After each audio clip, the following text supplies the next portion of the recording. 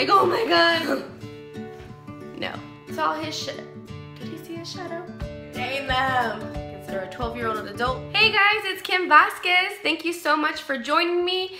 I first of all want to thank anybody and everybody who came and looked at my February favorites video and just gave me such great feedback and great comments. Thank you so much. Before we jump into the video, I'm just gonna ask if you like this video, please give it a thumbs up. If you have not subscribed, please do so. It really helps me out. We are in the month of March, which means it's beautiful outside, at least in Texas. It's beautiful outside, the sun is out, we've got some great weather. The groundhog saw his did he see his shadow? I don't know, but whatever that happens, the groundhog said spring is coming soon, and it's right at my back door, y'all. So anyways, with spring, I'm gonna say it is spring break. I know some of us out there as parents or stay-at-home parents are kind of cringing, like, oh my god, the kids, they're gonna be home, they're gonna take over, what are we gonna do? How do I entertain them? I'm here to help. The first thing that I want to talk about is the Houston Zoo. This is something that my kids really enjoy, and what we went ahead and invested, well, I shouldn't lie. For a family gift, my dad went ahead and got my kids and myself and my husband a membership to the Houston Zoo. So it basically covers 2 adults and 4 children. And when you look at the prices to go into the Houston Zoo, from ages 2 to 11 is $13, and then adults, which I don't know why they consider a 12-year-old an adult, but for adults is 12 and above, and it's $17 to enter. For a family of 4, that can really add up. So if you invest in a family membership, the price is $129 for the year. It gets you discounts for like their gift store. It gives you discounts to other events that they might be holding that aren't necessarily free for members, but you can get it at a discount rate. I'm very fortunate my dad got that for us and he's been getting it for us for Christmas the last 2 years, and it's something we utilize. We go to the zoo at least a few times a year, I would say 4 times a year, and it's just something my kids really enjoy. It's something I really enjoy, and because it's paid for, it's a membership. You don't feel like when you go and you pay on the individual rate, like on the 1-day admission, you don't feel like you have to stay there for the entire day. What was I saying? The Houston Museum of Natural Science. Now, keep in mind, adults to enter the museum are $25 a person, and then kids are $15 a person. Again, a family of 4, that adds up. But if you have a membership, it's $125 for the year. That's for 2 adults and 4 children. And just to kind of give you an idea, because they'll give you, like, when you sign up, they'll give you kind of like discount coupons for like different exhibits, because the exhibits themselves are also like that aren't normally part of the museum. Like if they have a special, like a King Tut museum that was there, that, or a shark thing in the summertime, they had something that was a separate exhibit. So or like the IMAX is a separate exhibit, so there's a separate charge on top of your general admission. The membership will give you discount prices. You pay like half that price, or they give you like this coupon book, and you can use the coupons to get discounts into the different exhibits, and like the Butterfly Museum and the planetarium and stuff like that. So for my son's birthday this last year in August, we used our membership, and my husband and I, my son, and his friends, let's see how many friends we have, 3 friends. So it was 4 of them, and then my daughter. So 7 of us all together were able to go into the museum and go into the planetarium and look at all the exhibits. And I think I spent $30, which that's a great deal. The reason why I spent $30 was because my daughter was an extra kid, so we had to pay that fee. And I think the planetarium, since it was a different price, we you know, something happened. I had to pay a little bit extra, but $30 for all 7 of us to enjoy the museum and enjoy the planetarium. It was a lot of fun. The other thing I want to talk to you guys, it's here in March, and it's really special here for Houston, Texas. is the Houston Livestock Show and Rodeo. Now, tickets for the actual rodeo and the is pretty expensive because they have a concert. Like each day has a different concert that like I forget who's all coming this year, but they have a lot of awesome like country singers, pop artists, R&B. The show is a lot of fun. Those tickets can be pretty expensive, but you can go into the livestock show, which basically has the cows, the horses, bunnies. There's a lot of shopping that you can do. To enter into the actual livestock show area ranges between $5 and $10. Bear in mind that there is a separate fee for parking, and depending on how close you want to be to the stadium will depend on how much you pay for parking. I've seen it vary between $5 and all the way up to $20, just depending on where you want to park. Someone was telling me though to park like at one of the, I think there's like a Fiesta down the road, and to call an Uber and have the Uber drop you off. I don't know, I haven't tried that, but if you guys try that, let me know. So anyways, but they do have a specialty day where it's like discounted price for everybody, and the tickets on Wednesdays to go into Livestock Show are $5 a person, so that's not too bad.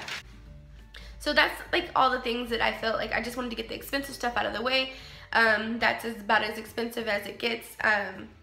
The other thing I want to talk to you guys is about the other things that we like to do. Something I like to do is I'll turn off all the lights outside when the sun goes down, and I give the kids glow sticks, glow bracelets, glow necklaces, like just all those little things that you find in the dollar spot in Target or at your local dollar store, and anything that glows, anything that's neon and bright, and they put those on, and then I put a black light on outside, and they'll just, I don't know why, but they will just run around like crazy kids and enjoy, I guess, because the lights and stuff. And what's not to like? It's pretty cool. It's pretty exciting. Also, we take it up a notch and we use our Nerf guns now, because the neon color from the Nerf guns kind of like will glow in the dark, and it's like laser tag but with Nerf guns. So my kids really enjoy that. Thing that I haven't done that I've always wanted to do, that I hope that we will get in this spring break, is camping in the backyard. Now, I have camped in my house where I've set up a tent inside the house, but I thought, how much fun would it be to take it up a notch and to do it in the backyard, especially before the weather gets too crazy and hot, because it does get really scorching in the summertime here in Houston, or Katy, Houston, Texas area. And so just kind of like, it's great because you still have a bathroom.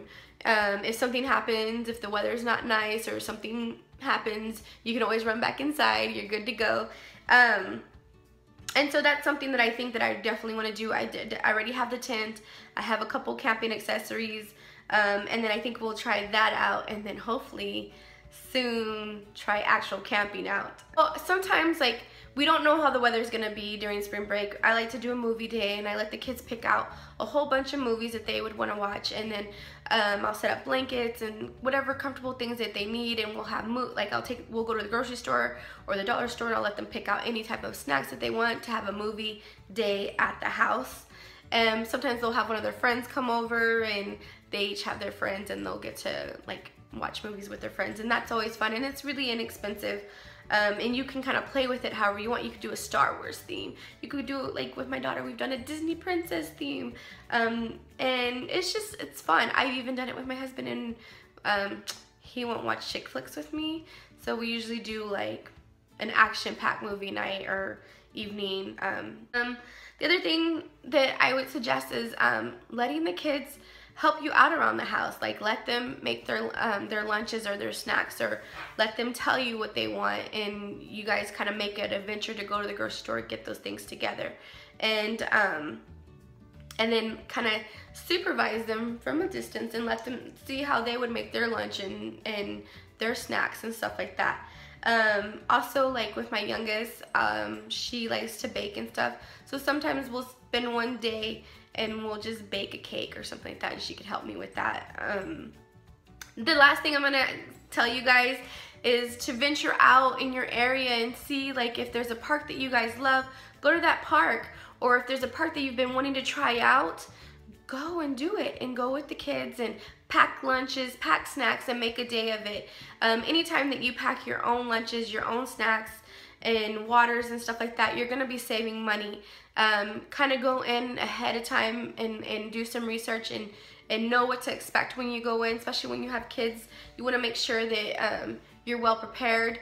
I'm going to be doing a video later on in a couple weeks, basically of what I pack in a summer bag, and it's a bag that I keep in my car that has things like sunscreen, bug spray, extra bathing suits, extra towels, just so like that we're always ready to have a good time. So if that's something that you want to see, definitely let me know down below. But anyways, these are things that, yes, I said they're for spring break, but these are things that you can do on a weekend. These are things that you can do during summer break. These are things whenever you have time off that you can do them. And if you do them, please let me know. Please comment down below how it went for you. If you have other ideas, let me know too. I'm always open as a parent. I'm always looking for ways to entertain my kids. But on a side note, sometimes as parents we put a lot of pressure on ourselves to entertain our kids and do all these amazing things in such a short amount of time. Remember that spring break is just that. It is a break. It is a break for our kids. It is a break for the teachers. It's a break for us as parents. If we, like, I work from home, this is a time where you'll have a break from the homework and the monotony of everyday life that the kids have to be here, the kids have to be there, and you have to do this or you have to do that. So the one thing I want to stress to you guys is, yes, it's good to do things and it's good to have fun and stuff, but for kids to have too much going on at once can be overwhelming for not just the kid, but it can be overwhelming for the parents. And so my tip to you guys is to pick out of that list maybe 1 or 2 things that you would like to do. You're not going to be a bad parent if you say, you know what, we're going to play Xbox games today or for the next couple of days. I'm sure your kids would love it and enjoy it. I'm sure you'll still be the best parent ever. So anyways, thank you so much for joining. If you like this video, remember to give it a thumbs up. Please subscribe. It really helps me out, and I'll see you guys in the next one.